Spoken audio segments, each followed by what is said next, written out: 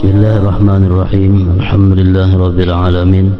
Shalatu wassalamu ala asyrafil anbiya wal mursalin sayyidina Muhammad wa ala alihi wa sahbihi ajma'in. Qala al-musannif al-imam al-habib al-allama Ahmad bin Zain bin Alawi rahimahullah, nafa'ana bi ulumih. Wa warada man alifa masjidan alifahullah. Wa warada wa idza ra'aytumur rajula ya'tadul masajida fashhadu lahu bil iman. Wa anhu alaihi salam ya'ti fi akhiriz zaman nasum min ummati ya'tunal masajid wa yaq'uduna fiha hilaqa dzikruhum biha ad-dunya wa hubbud dunya fala tujalisuhum balaysa lillahi fihim hajah. Qala Sa'id ibn al-Musayyab man jalasa fil masjid faka'annama yujalisu rabbah فما حقه أن يقول إلا خيرا وينبغي أن يحافظ على الوضوء وعلى آدابه والذكر بعده وأن ينوي الاعتكاف في المسجد ويصلي التحية وأن يصلي إلى سترة ويحافظ على رفع اليدين عند التكبيرات في محلها وعلى دعاء الاستفتاح والتعوذ والتأمين والجهر في محله وأن يكمل الركوع والسجود بالاستواء والذكر المندوب فيها وفي الاعتدال ووضع الأعضاء مواضعها المندوبة له وكيفية القعود للتشهدين ووضع اليدين والرجلين بكيفية المندوبة المأثورة والالتفات في السلام ونيته ونية القدوة في الجماعة والسقلات المندوبة في محلها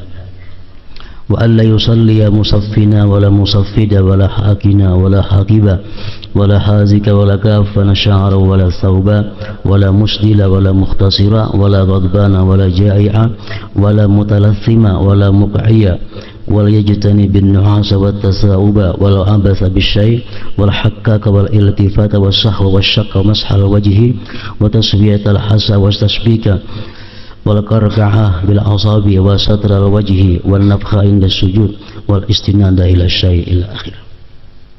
Makna daripada kalam al-Imam al-Habib al-Allamah Ahmad bin Zain bin Alawi al-Habsyi rahimahullah wa nafa'ana bi ulumi.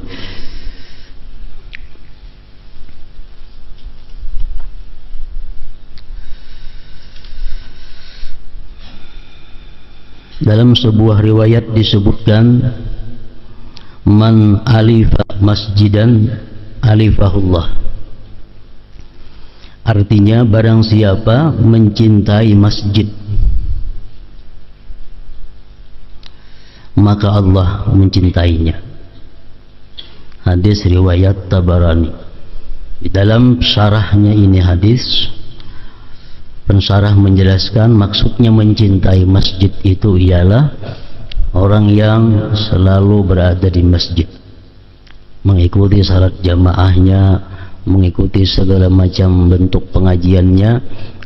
Maksudnya orang ini adalah hidupnya banyak berada di masjid. Karena orang yang cinta sesuatu itu tentu kada jauh daripada sesuatu yang dicintainya. Wa idza ra'aytumur rajula ya'tadul masajida fashhadu lahu bil iman. Jika kalian melihat seseorang terbiasa ke masjid, maka saksikanlah bahwa dia adalah seorang yang beriman. Zuhur ke masjid, asar di masjid, maghrib ada di masjid, isya ada di masjid, subuh ada di masjid. Orang ini bulak balik masjid, maka kita bisa bersaksi bahwa orang itu adalah orang yang beriman. Hadis riwayat Tirmidzi. Rasulullah sallallahu alaihi wasallam bersabda, ya'ti fi akhiriz zaman nasum min ummati ya'tunal masajida fayaq'uduna fiha hilaqa dzikruhum biha ad-dunya wa hubbud dunya fala tujalisuhum balaysa lillahi fihim hajah. Di akhir zaman akan muncul sekelompok orang dari umatku. Mereka datang ke masjid dan duduk di dalam hilqah-hilqahnya. duduk di dalam majelis-majelisnya. Akan tetapi yang mereka perbincangkan adalah dunia dan cinta dunia. Janganlah kalian bergaul dengan mereka, sebab Allah tidak memerlukan mereka itu. Jadi di sini hadis riwayat Ibnu Hibban dan Imam Malik menjelaskan bahwa betapa Allah tidak senang, Allah sangat membenci orang-orang yang berada di dalam masjid, duduk di majelis-majelis dalam masjid, sedangkan yang dibicarakannya adalah mengenai dunia dan kecintaan kepada dunia.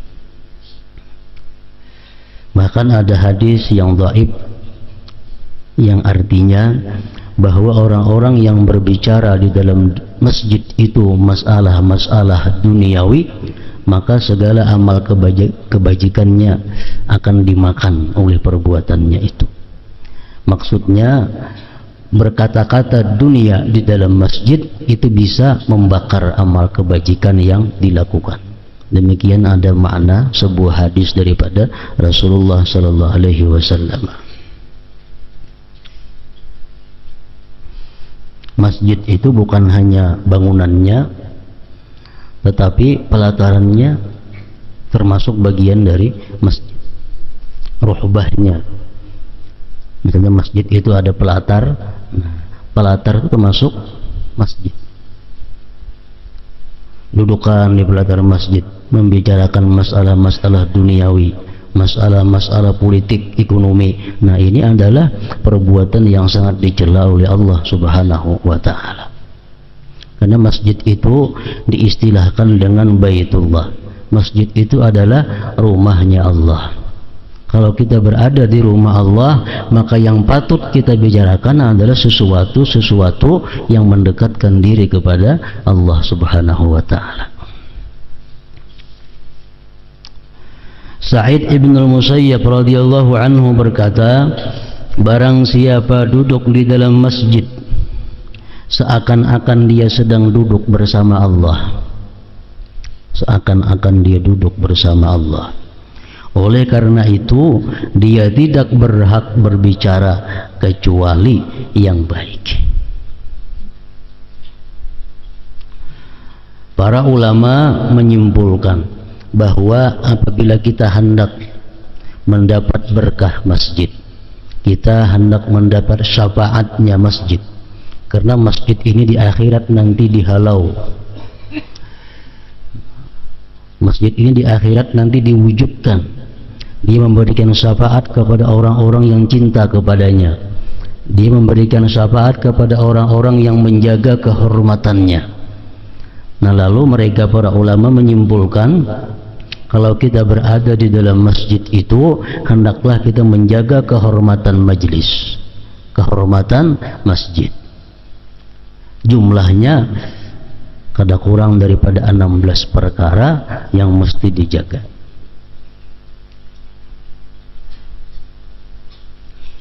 Jadi kalau kita masuk masjid, yang pertama kita lakukan adalah memberi salam kepada orang yang ada di masjid, kalau orang itu ada. Kalau masjidnya kebetulan kosong, ganti dengan assalamu alayna wa ala ibadillah shalihin. Itu salah satu penghormatan masjid. Yang kedua, sesudah masuk masjid itu jangan ada melakukan pekerjaan-pekerjaan lain selain daripada salat 2 rakaat tahiyatul masjid.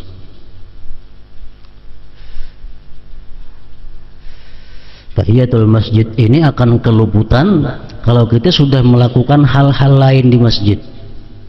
Misalnya masuk masjid, ambil sesapu, atau duduk ke masjid, ambil Quran, membaca Quran, atau duduk ke masjid apa yang digawi. Nah, itu sudah keluputan tahiyatul masjid. Tahiyatul masjid ini begitu kita masuk masjid, yang pertama kita lakukan sesudah memberi salam kepada yang hadir di situ, tahiyatul masjid.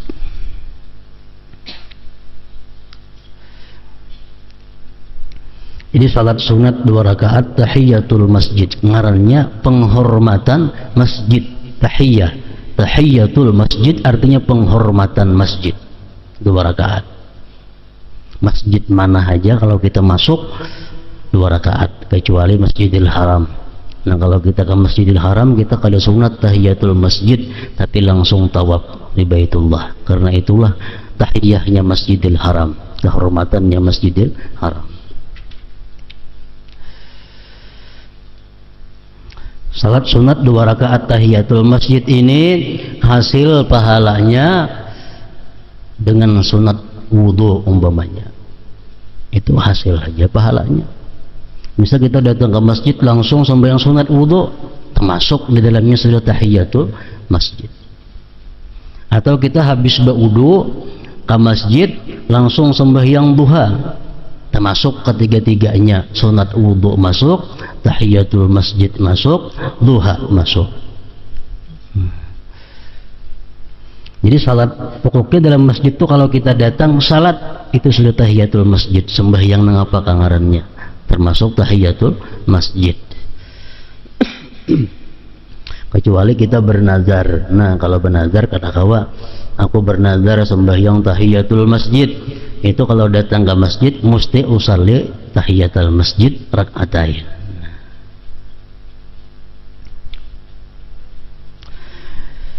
Yang ketiga, kalau kita berada dalam masjid, la yashtari wa la yabi', tidak boleh berjual beli, tidak boleh mengadakan transaksi.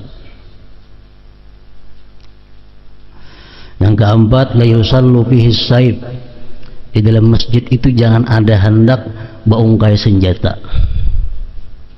pistol kah, pisau kah, nang apakah, disembunyikan, jangan menampakkan senjata.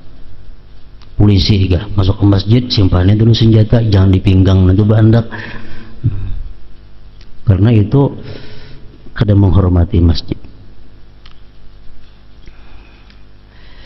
Yang kelima, la yunshadu fihi dhallah, tidak boleh diumumkan di masjid itu barang tercicir. Di masjid jangan diumumkan tentang barang tercicir.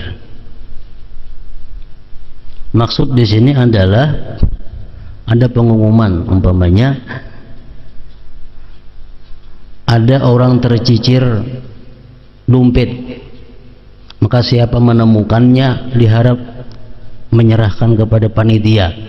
Kalau ada pengumuman itu, jamaah disunatkan berdoa, mudahan jangan dapat barang tercicirnya, mudahan jangan dapat. Karena masjid bukan tempat mengumumkan barang tercicir. Yang keenam, la yurfa'u fihi saut bi ghairi dzikrillah, tidak boleh nyaring di masjid itu suara apapun selain daripada zikir kepada Allah Subhanahu wa taala. Zikir itu umum, mengaji Quran kah, salawat kah, termasuk zikrullah. Yang ketujuh, la yatakallamu bi ahaditsid dunya, tidak boleh dia berkata-kata dengan hadis dunia.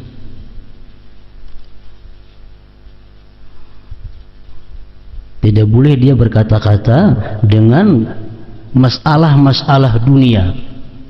Jadi orang yang katujuh berkata di masjidnya itu kada tentu baik. Orang yang katujuh babandir urusan dunia justru membahayakan dirinya. Nang baik berkata di masjid itu orang-orang nang suka mengaji, suka zikrullah, amun bangsa di masjid bagana katujuh bapandiran itu baik kada usah berpindah ke warung sebelah masjid. Nang cocok urusan dunia.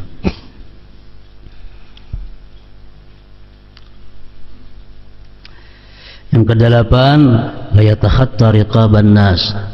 Kalau di masjid itu kita kada boleh melangkahi bahu manusia.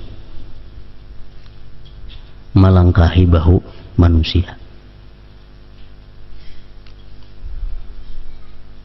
Melingkang orang artinya, itu kada boleh. Maksudnya melingkang orang itu kada boleh. Kita hendak mencari tempat. Nah, kita ke masjid datang tadudi ke masjid, tempat hibak, Kalau kita melangkah-langkah mencari inang kusong, nah itu nang kada boleh. Kalau kita ke masjid tadudi, tapi di muka banyak kosong, di belakang hibak, langkahi aja yang di belakang itu pada bapak, karena ini taksir meninggalkan tempat nang di muka. Yang kesembilan, Allah yatanaza'a, bahwa dia kada boleh bertengkar, berdebat, berbantah-bantahan, bahwa apalagi di dalam masjid.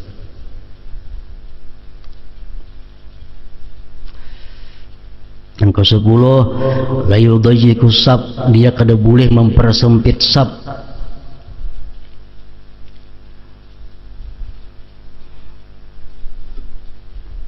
Maksudnya kada hakun dirapati orang. Ke masjid besok pasahapan saling kenalan, sehingga orang kiri kanan lalu ngalih melapisi pasahapannya itu termasuk yang kada boleh juga. Kenapa? Mempersempit masjid jadinya.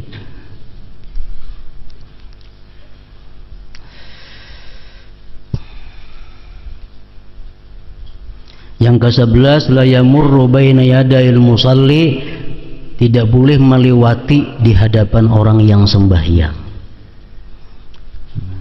Kecuali orang sembahyang ini taksir, sembahyang di tengah jalan, sembahyang di muhara lawang, nah itu taksir ngarannya. Kalau sembahyang bujur itu kada boleh dilewati di hadapannya. Yang ke-12, la yabzuqu, dia kada boleh beludah di masjid.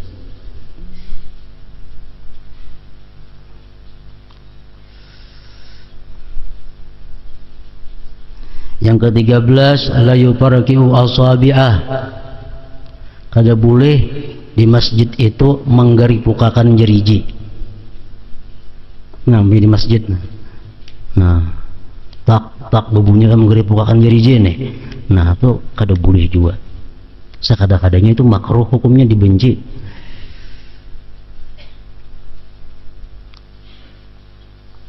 Yang ke-14, ayyunazzihahu anin najasat wal majanin wasibyan, dia menjauhkan masjid daripada najis-najis, nang kotor-kotor, menjauhkan masjid daripada orang gila. Artinya kalau ada orang gila masuk masjid dikeluarkan, karena bisa bakami di masjid kinainya. Kanak-kanak yang belum memayis demikian pula. Yang ke-15, tarakul munkarat, masuk ke masjid itu jangan hendak membawa yang munkar. Umpamanya laki-laki masuk ke masjid jangan hendak makai nang dilarang agama. Masuk masjid misal bautas amas, begalang amas, bakakalung, bebunil, nah itu kada cocok masuk masjid demikian, sama halnya meremehkan kehormatan masjid, itu meremehkan kehormatan Allah Subhanahu wa taala. Yang ke-16, masuk ke masjid itu adalah kasratu zikrillah, adabnya banyak berzikir kepada Allah. Nah, 16 perkara itu bila kita bisa melakukannya, kita dapat syafaat masjid di hari kiamat kalian. Dapat syafaatnya karena kita menunaikan kehormatan masjid.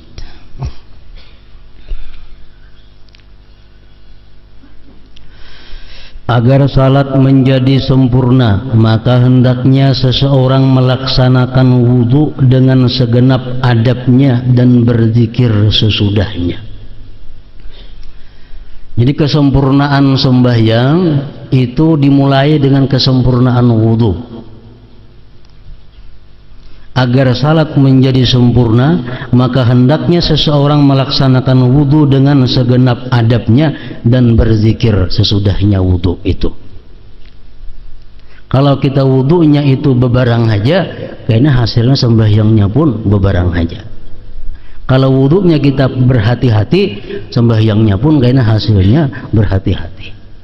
Wudunya kita menunaikan segala adabnya, sembahyang pun akan bisa dengan mudah melakukan adabnya. Jadi wudu nang beradab itu artinya wudu nang menunaikan syarat rukunnya, wudu nang mengerjakan segala yang sunatnya, meninggalkan segala yang makruhnya. Nah, bila kawa demikian ngarannya wudu yang beradab. Itu ngarannya adalah isbagul wudu, menyempurnakan wudu. Ujian Nabi, kalau engkau ada hajat kepada Allah, asbagil wudu, sempurnakan wudu baik-baik, kemudian sembahyang 2 rakaat, berdoa, Allah akan mengabulkan hajatmu.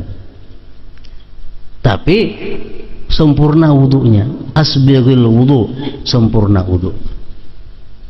Nah, Nabi kadang menyuruh, bila kamu ada keperluan kepada Allah, kamu ada hajat, berwudulah kamu, kemudian sembahyang. Kadang jam itu Nabi menyuruh asbagil wudu, sempurnakan wudu.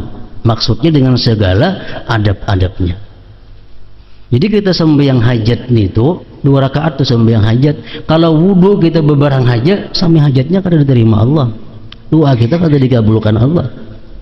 Karena perintah Nabi wudunya sempurna dulu, hanya sembahyang 2 rakaat. Asbagil wudu.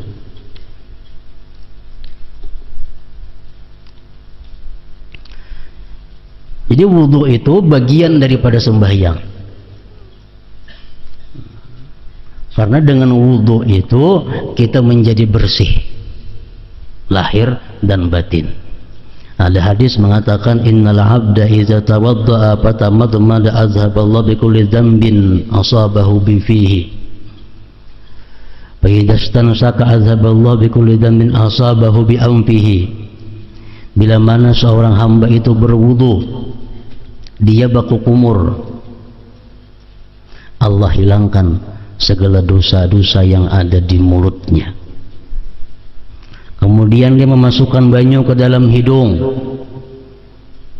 Allah hilangkan dosa-dosa yang ada di hidungnya. Bila dia basuh muhanya, Allah hilangkan dosa-dosa yang ada di wajahnya. Bila dia basuh tangannya, Allah menghilangkan dosa-dosa yang ada di tangannya. Dia basuh sapu kepalanya, Allah hilangkan dosa-dosa yang ada di kepalanya. Imam Al-Munawi mengatakan termasuk dosa-dosa kepala itu adalah berpikir yang negatif, berpikir yang kada baik, pikiran-pikiran yang haram, pikiran-pikiran yang dibenci Allah. Nah, dengan adanya kita berwudu menyapu kepala, itu menghilangkan dosa-dosa itu. Anda kepala-kepala nang biasa membuka aurat, bini-bini nang keretapian berjilbab, dengan adanya dia berwudu yang sempurna, dosa-dosa kepala dihilangkan oleh Allah.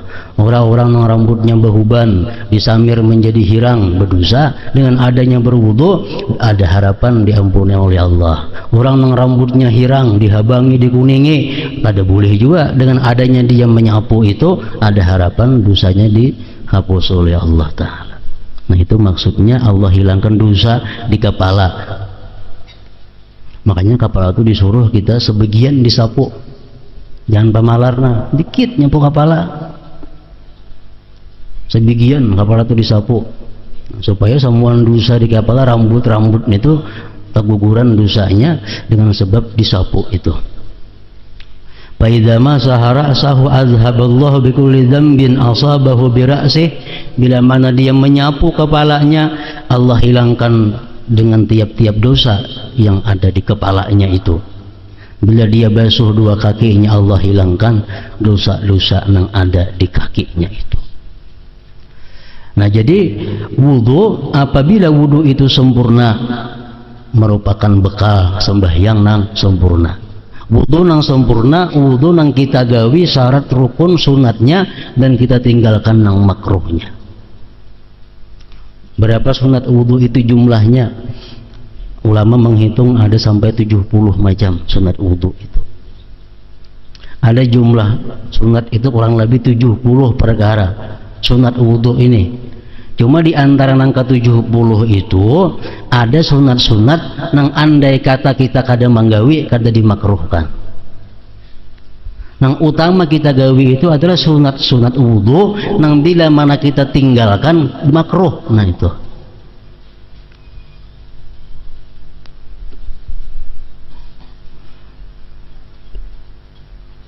Sunat wudu yang pertama istiqbalul kiblah, menghadap kiblat. Itu sunat wudu.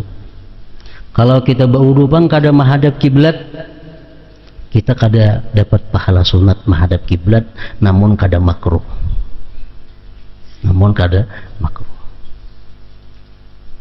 Kemudian lagi sunat wudu itu adalah julus, duduk. Berwudu itu berduduk, jangan berdiri, itu sunat. Andai kata kita berwudu berdiri, kada dapat pahala duduk, tapi kada menyebabkan makruh. Berdiri makruh lah, berwudu kada. Cuma kita kada dapat pahala sunat berduduk itu. Yang ketiga, siwak. Bersiwak. Nah ini menurut sebagian ulama, kalau kita kada bersiwak itu makruh. Pendapat sebagian ulama Imam Syafi'iyah, A'immah Syafi'iyah. Sunat lagi, a'udzubillah minasyaitonirrajim. Kalau kita kada ba'udzubillah, kada makruh. Cuma kehilangan pahala mengucap a'udzubillah. Kemudian bismillahirrahmanirrahim, basmalah. Itu sudah sunat-sunat yang penting semua. Anto basmalah, mengucap bismillahirrahmanirrahim, itu sunat. Hanyar membasuh tangan 3 kali. Nah ini sunat yang penting juga. Sebelum kita bakal kumur tuh, basuh telapak tangan 3 kali dulu. Hanyar bakal kumur. Menurut mazhab lain dari Syafi'i, ada yang mengatakan bahwa itu hukumnya wajib. Kumur, mengucap bismillah tadi, masukkan banyu ke dalam hidung. Ada mengatakan itu hukum itu masuk rukun wudu.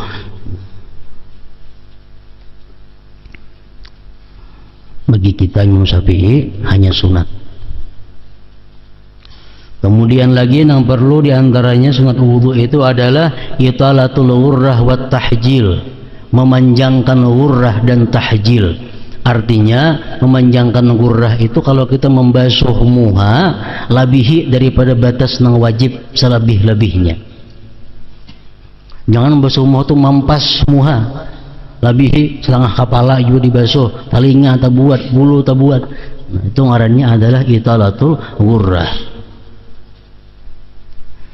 Wa tahjil, memperpanjang tahjil, memperpanjang basuhan tangan batis. Kan tangan yang wajib ingat siku, itu wajib. Tapi kita disunatkan lagi sampai ke bahu sini. Itu ngarannya memperpanjang tahjil. Dan semua itu kayaknya di akhirat adalah menjadi cahaya. Batis na ingat sunat, na wajib ingat buku lali. Tapi disuruh kita supaya sampai ke lintuhut. Memperpanjang tahjil ngarannya. Itu termasuk bagian daripada menyempurnakan wudu.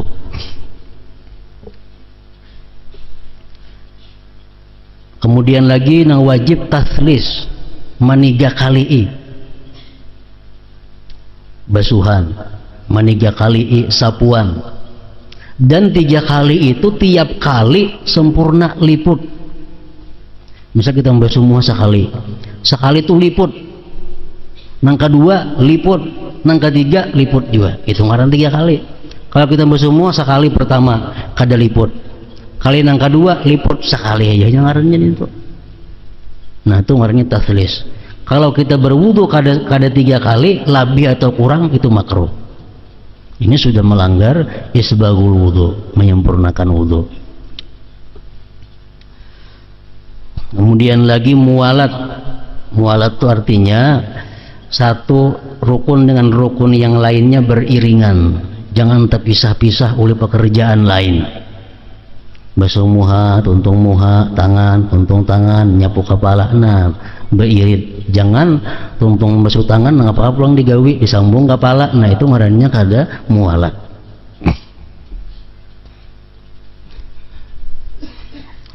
Menurut Imam Malik mualat itu wajib. Kemudian lagi sunat yang perlu mashu jami'ir ra'si, menyapu sebagian kepala. Nyapu sebagian kepala. Menurut mazhab Maliki itu hukumnya wajib. Kita Syafi'i sunat. menyapu sebagian kepala. Umpamanya kita bakupiah apa? Bakupiah nyaman aja macul bibinian mun besurban. Binian bersurban rambutnya kelihatan sedikit di sini, nah, belakangnya itu surban aja lagi. Dicabutlah surbannya, boleh aja kata dicabut. Nah, jadi sapui muhara rambut ini sampaikan ke belakang, sapu juga surbannya. Yang terlalu banyak banyunya kan basah surbannya. Sapu aja. Jadi ambil banyu, sapu rambut yang di muka sini, tarusakan ke belakangnya. Buat surbannya itu disapu. Itu hukumnya menyapukan sebagian kepala juga. Rasulullah seringkali melakukan demikian kalau sireng bebulang. Sireng sapu cuma ujung kepala, ujung dahi yang ada rambutnya nih. Karena sedang tarusakan tangan sireng sampai ke belakangnya. Itu hukumnya menyapu sebagian kepala. Sunat. Sunat yang penting juga adalah mashul uzunain, menyapu dua telinga. Itu sunat wudu. Termasuk sunat yang penting juga istizhar. Istizhar ini adalah menyempurnakan menyapu dua telinga. Kita biasa ambil banyu 3 kali. Tuntung 3 kali, calap pulang tangan ke banyu, hanya tukupakan ke telinga. Istizhar itu orangnya. Tuntung menyapu telinga 3 kali, hendak pulang tangan kita ke banyu, angkat tukupakan ke telinga. Nah, itu istizhar, sunat wudu juga. Tayamun, mendahulukan nang kanan tangan batis, dahulu nang kanan. Tarkut tansib, meninggalkan melap. Tuntung berwudu jangan dilap, non anduk. Sunat juga. Jadi biarkan wudu itu sekaring-karingnya, jangan dilap. Itu sunat juga. Kemudian lagi tarkut tabdzir, meninggalkan membuang-buang banyu. Itu sunat juga. Kalau banyu wakaf wajib. Misalnya ini banyu wakaf untuk berwudu, nah ini harus ketat penggunaan banyu. Ada misalnya tong atau kulam, ini banyu wakaf untuk berwudu, itu hati-hati, kada boleh mubazir dalam menggunakan banyu, itu haram hukumnya. Dan lagi doa sesudah wudu. Nah, itu bila kita lakukan yang demikian dalam berwudu, ngarannya kita isbagul wudu, menyempurnakan wudu. Sama dalam sembahyang, Al-Quran kadang menyuruh kita sembahyang, tapi aqimus shalah, dirikan salat. Sembahyang itu pingkar mau juga kayak itu, pirut mau juga sembahyang juga ngarannya. Tapi Tuhan menghendaki kita supaya tegak. Artinya sembahyang dengan segala adab-adabnya. Nabi kadang menyuruh berwudu, tapi asbagil wudu, sempurnakan wudu. Nah, jadi berbeda antara orang berwudu dengan orang yang menyempurnakan wudu. Berbeda kalimatnya musallin dengan muqimis shalah. Orang yang sembahyang dan orang yang mendirikan sembahyang itu berbeda. Biasa kalau orang sembahyang itu dicela dalam Quran.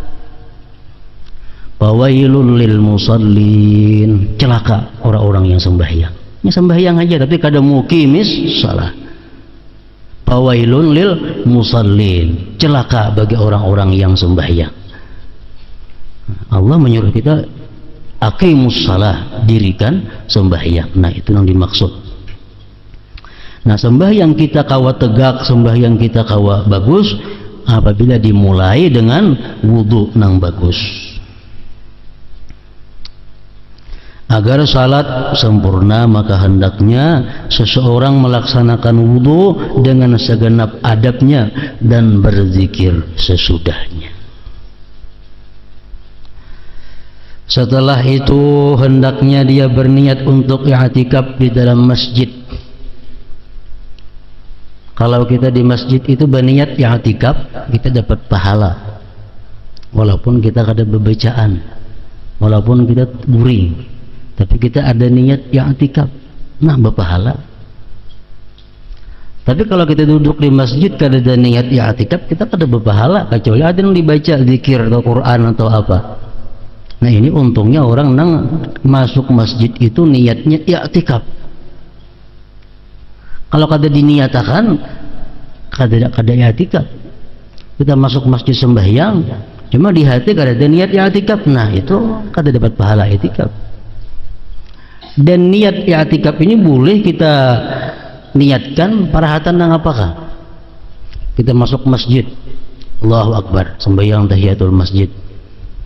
Kita ingat, aku belum berniat i'tikaf. Niatakan di hati, sahaja aku beriktikaf di masjid ini sunat karena Allah.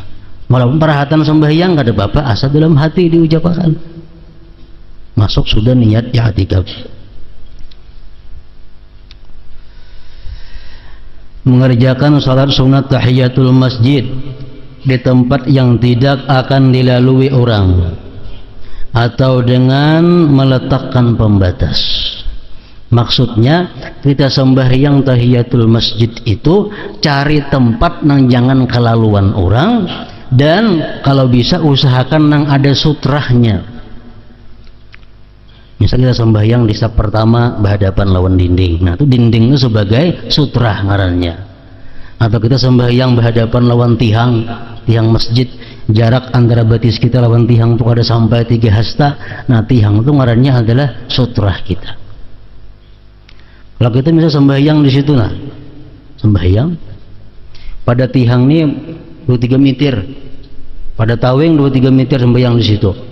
Orang lewat di muka ini ada bapak, kada berdosa lewat di mukanya sini. Tapi kalau kita sembahyang menghadapi dinding, jarak batis kita kada sampai lebih daripada 3 hasta, orang lewat di tengah-tengah kita itu dosa besar. Nah itu bedanya.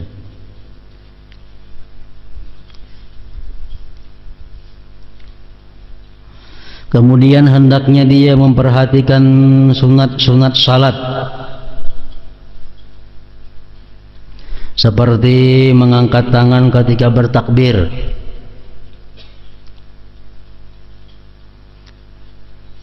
sunat juga itu, sunat sembahyang. Mengangkat tangan ketika bertakbir itu hasil mengangkat tangan tuh dengan asal angkat. Allahu Akbar, sudah mengangkat tangan ngarannya. Allahu Akbar, mengangkat tangan, walaupun limbua mengangkat tangan juga hasil sudah pahalanya. Tapi bila mana pas sebujurannya, nah pahalanya lain lagi. Mengangkat tangan itu kita disuruh bahwa ini bertepatan dengan ujung ibu jari, bertepatan dengan bawah telinga. Allahu Akbar, kan bertepatan dengan bawah telinga. Nah bila kita macam itu ngarannya mengangkat tangannya sempurna. Lain pahalanya lawan mengangkat tangan Allahu Akbar ingat sini aja, lain. Tapi sudah ini melaksanakan mengangkat tangan ngarannya.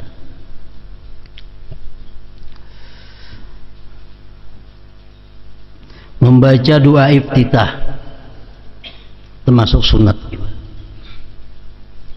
Menyempurnakan ruku, sujud, i'tidal dengan membaca berbagai zikirnya dan menyempurnakan sikapnya. Hendaknya dia juga meletakkan anggota tubuhnya di tempat-tempat yang disunnatkan. Menyempurnakan duduk tasyahud, menoleh pada waktu mengucapkan salam.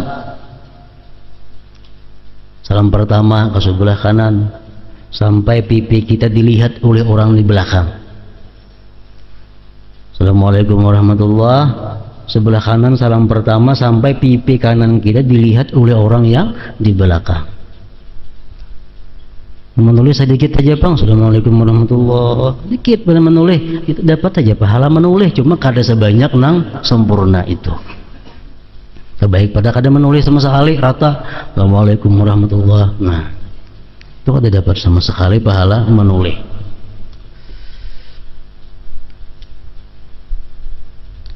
Berniat menulis pada waktu mengucapkan salam, berniat salat jamaah.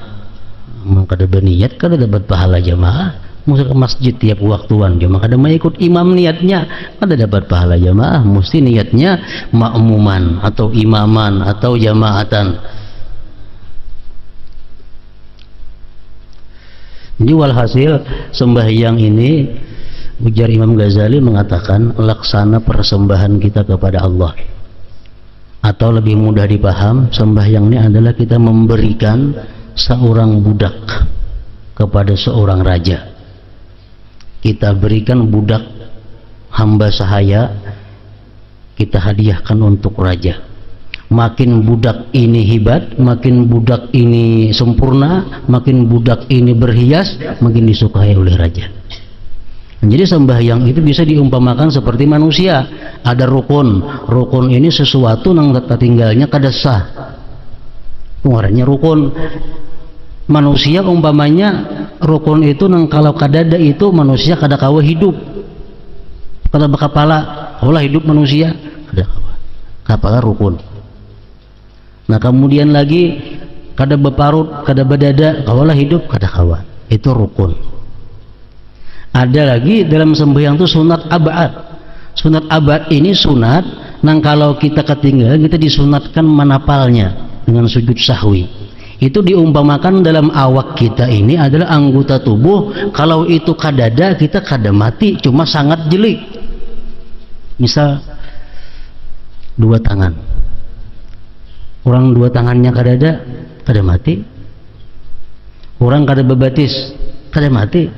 Cuma apakah kita layak memberikan seorang budak kepada raja, budaknya kada bertangan, kada bebatis? Nah sama itu sunat abad. Nasahud awal, kunut. Karena berkunut sahaja, nasahud awal dah tinggal sahaja. Cuma laksana manusia kada bertangan dan kada bebatis. Nah ada sunat hayat, mengangkat takbir, doa iftitah, menulis salam ke kanan ke kiri, itu sunat hayat. Itu umpamanya di manusia, macam umpamanya alisnya, bulu matanya. Nah itu menambah kebaikan, keelokan sembahyang tadi.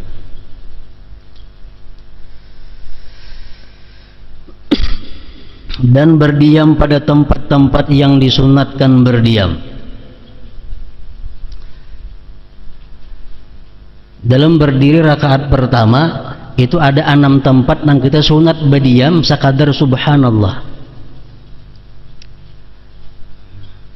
Pertama mulai takbiratul ihram dan doa iftitah, Allahu Akbar, berdiam 1 mat sakadar subhanallah. Hanyar alhamdulillah, Allahu Akbar kabira, alhamdulillah katsira, wa subhanallah bukrata wa asila wajjahtu, terusnya. Jadi jangan disambung Allahu Akbar kabira, kata sambung marahnya. Itu mesti ada sakta. Berdiam 1 mat sakadar subhanallah. Kemudian lagi antara doa iftitah dan a'udzubillah. Nah itu bemandak juga. Habis doa iftitah jangan disambung a'udzubillah, berdiam sakadar, lawasnya sakadar subhanallah. Antara a'udzubillah lawan bismillah jangan disambung juga, bemandak sakadar subhanallah. A'udzubillahi minasyaitonirrajim. Bismillahirrahmanirrahim. Nah bemandak 1 mat. Karena mulai Fatihah sampai amin di tengah-tengah ada sakta, ghairil maghdubi alaihim waladdallin. Diam 1 mat sakadar subhanallah, hanyar amin. Nah supaya terbeda antara amin dengan Fatihah, karena amin bukan bagian Fatihah. Nah kemudian lagi sakta nang kelima antara amin dan surah. Amin, berdiam 1 mat, hanya baca surah. Nang keenam antara surah dan ruku. Lakum dinukum waliyadin, berdiam 1 mat, hanya Allahu Akbar ruku. Nah jadi dalam rakaat pertama itu kita disuruh 6 kali berdiam, 6 sakta ngarannya.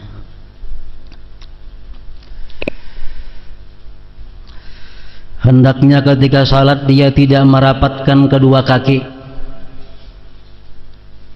Nah ini betis begetuk rapat, jangan beranggang sekadar sekilan enggak, antara batis kanan kiri ini ranggang. tidak bertumpu pada satu kaki, tidak menahan kencing ataupun buang air. Ini kalau hendak sembahyang. Kalau parahatan sembahyang wajib ditahani. Sampai kayak apa kau menahani? Sampai disitulah. Amun kita hendak sembahyang, kamu itu hendak bakami. Nah kami akan dulu. Maksud syarakat hendak bakami, hari dia lagi bebatal kada boleh lagi.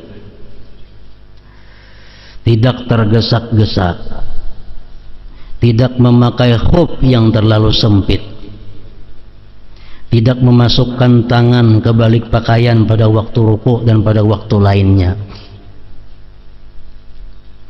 Sembahyang tuh memakai baju, cuma baju itu kada diculup, diandak di bahu aja. Jadi itu, nah itu jangan macam itu sembahyang. Kayak kastuk, baju dianak di bahu, dikimai kada. Jangan macam itu sembahyang. Tidak meletakkan kedua tangan di pinggang, bakaca pinggang. Bayang kada makruhnya itu sembahyang. Nah, tidak dalam keadaan marah atau lapar, tidak menutupi wajah, makruh sembahyang bertutup muha. Mutalassima bahasa Arabnya, kelihatan mata lagi, nah itu sembahyang kayak ninja. Ini bini gak laki-laki gak ada bolehnya itu sembahyang. Tidak duduk seperti anjing, duduk ik'a ngarannya. Hendaknya salat tidak dilakukan ketika sedang mengantuk. Mata mengantuk mana misalnya anak sembahyang, jangan guringakan dulu. Ini mengantuk ada kakaruan bacaan apa yang dibaca kada tahu. Tidak menguap perasaan sembahyang itu diariti sekuasa mungkin. Kalau hendak menguap, tidak bermain-main dengan sesuatu, tidak menggaruk-garuk. Menyatahan mahariti, munya kada tahan lagi harus menggaruk-garuk, cuma jangan sampai membatalkan. Tidak melirik-lirik mata ke kiri ke kanan sembahyang, jangan juga. Tidak melakukan salat dengan hati yang lalai dan ragu-ragu. Tidak mengusap-ngusap wajah. Kan sembahyang nih yang puyi kemuhan itu nah, jangan. Tidak menyingkirkan pasir atau batu kerikil. Misalnya kita hendak sujud, nah ada pasir di muka, jangan disingkirkan, sujudlah di atas pasir itu atau batu itu. Tidak merapatkan kedua telapak tangan dengan memasukkan jari yang satu ke dalam jari yang lain. Jaminin. Jangan sembahyang jamini tangan. Degeratan duduk, degeratan berdiri, sembahyang jangan macam ini. Tidak membuat suara dengan jari jemarinya. Sembahyang jangan menggeripukakan tangan tadi. Dalam masjid saya jangan apalagi rahatan sembahyang. Tidak meniup pada waktu sujud. Soalnya hendak sujud ada debu ditiup dulu, nah jangan. Sujudlah di atas debu itu. Dan tidak bersandar. Sembahyang pas tihang, nah bersandar di tihang. Jangan demikian juga.